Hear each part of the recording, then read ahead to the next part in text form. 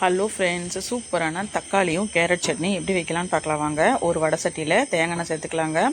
1 teaspoon வெள்ளை உளுந்து போட்டுக்கலாம். 2 பெரிய வெங்காயத்தை நீளமாக கட் பண்ணி சேர்த்துக்கலாங்க. 3 பல் வெள்ளை பூண்டு, 2 வரமிளகா, 1 இன்ச்சுக்கு இஞ்சி போட்டுக்கலாம். இதை நல்லா வதக்கிக்கலாம்.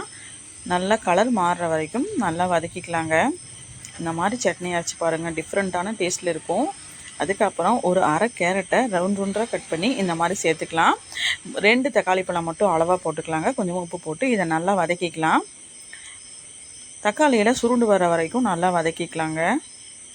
காரமே இல்லாமல் இருக்கும். குழந்தைகள்லாம் ரொம்ப விரும்பி சாப்பிடுவாங்க. ஹெல்த் வைஸாகவும் ரொம்ப நல்லது. இது கொஞ்சமாக புளி சேர்த்துக்கலாம். அளவாக புளி போட்டுக்கலாங்க. நல்லா வதக்கிக்கலாம்.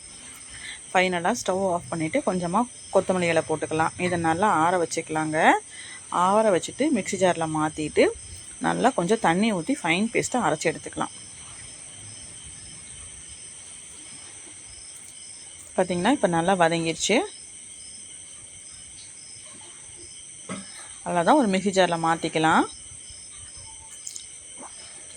அதே கொஞ்சமாக தண்ணி ஊற்றி அரைச்சி எடுத்துக்கலாங்க. ஒரு பவுலில் மாற்றிக்கலாம். அதுக்கப்புறம் கொஞ்சமாக கடுகு கருவேப்பிலை போட்டு தாளித்து கொட்டிட்டு இட்லியோ தோசைக்கோ தொட்டு சாப்பிட்டா அவ்வளோ சூப்பராக இருக்கும். டிஃப்ரெண்ட்டான டேஸ்ட்டில் இருக்கும். ட்ரை பண்ணி பாருங்கள்.